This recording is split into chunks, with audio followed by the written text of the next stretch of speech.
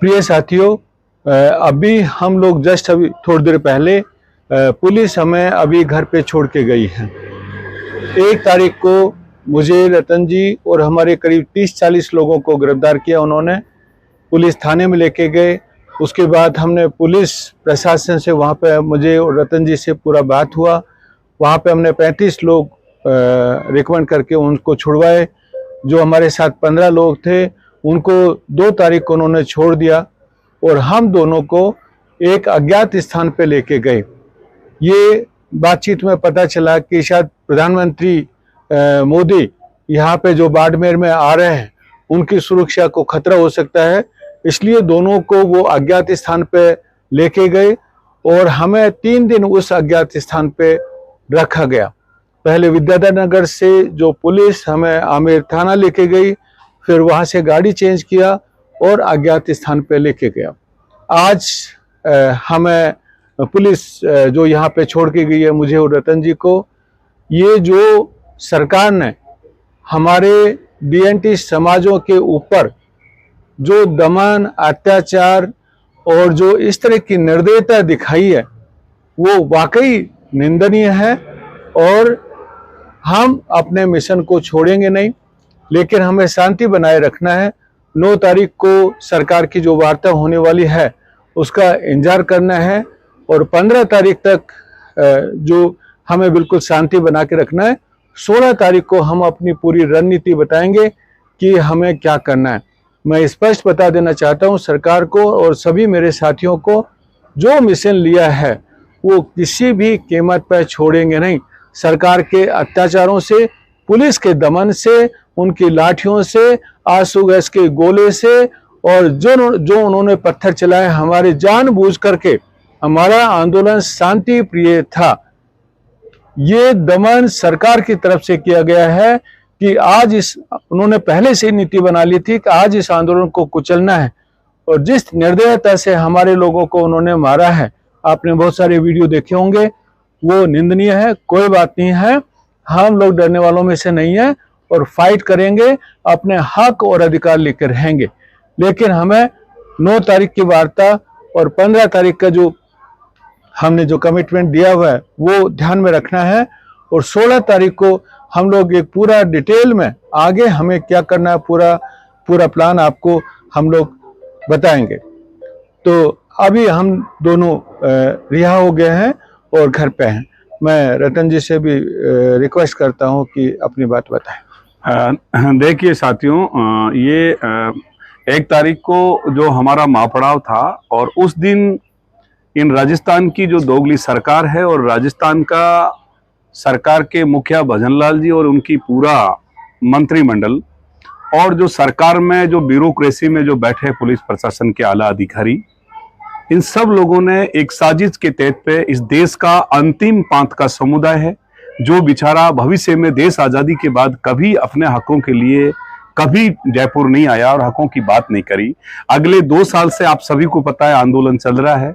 एक शांति प्रिय आंदोलन जब पूरे राजस्थान में प्रत्येक जिले में जा सकता है, तो एक महापड़ाव के दौरान ये बहुत शांति से ये आंदोलन चल रहा था।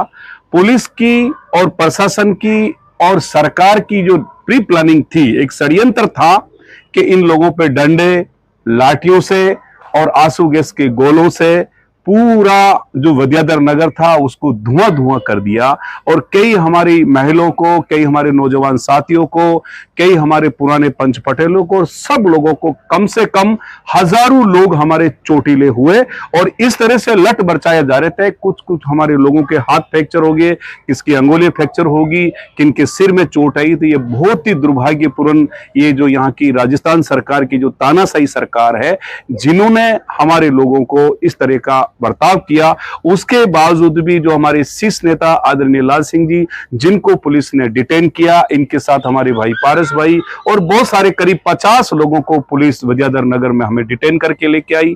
रात भर हम रहे, यहाँ के जो DIG है वो आए, उस क्षेत्र के जो SP है वो आए, उनके साथ बैठ के हमारी बात हुई और उन्होंने कहा कि आप शांति के लिए अपील डालें। हम लोगों ने उनकी बात मानकर शांति के लिए अपील डाली। उसके बावजूद भी कुछ लोगों को रिहाई किया, 15 लोगों को रखा और सुबह हमारी जमानत बेकायदा हुई और उसके बाद मुझे और आदरणीय हमारे डीएनटी समाज के शीर्ष नेता, जिनको पुलिस गाड़ी में बिठाकर सुनसान जंगल, जहां जंगल झाड़ियों में हमें ले जाकर रखा, हमारा मोबाइल भी पुलिस के पास रहा और पूरी तरीके से हमें एक तरीके का बंधक बना के ऐसी स्थिति में हमें रखा। परिवार के किसी लोगों से हमारा संपर्क नहीं होने दिया और हमें जब सुना, हमने पूछा कि क्यों हो रहा है, तो उन्होंने कहा कि 4 तारीख को भारत के प्रधानमंत्री नरेंद्र मोदी जी बालोतरा में रिफाइनरी का उद्घाटन करने आ रहे हैं। जब तक वो उद्घाटन करके नहीं जाएगा, जब तक आपको हम पुलिस की निगाहों में और हमारे पास हम रखेंगे। देखो, दुर्भाग्यपूर्ण बात है कि भारत का प्रधानमंत्री और भारत का राजस्थान का मुख्यमंत्री को भी इतनी डर है कि डीएनटी समाज के लोगों को एक सुनसान जगह पे ले जाकर रखना है। बहुत ही इस लोकतंत्र के अंदर हमारे साथ बड़ी अत्याचार की बात है। आज पुलिस की टीम हमें आदरणीय लाल सिंह जी के घर पे छोड़ा।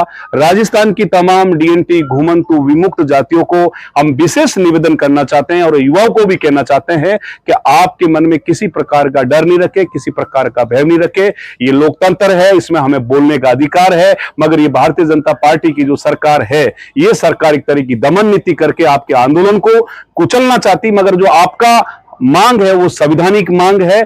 हमें सरकार के साथ जो बात हुई है कि 9 तारीख को मुख्य सचिव, चीफ सेक्रेटरी के साथ हमारी वार्ता होगी और 15 तारीख तक हमें अपील शांति से कहने के लिए बोला है।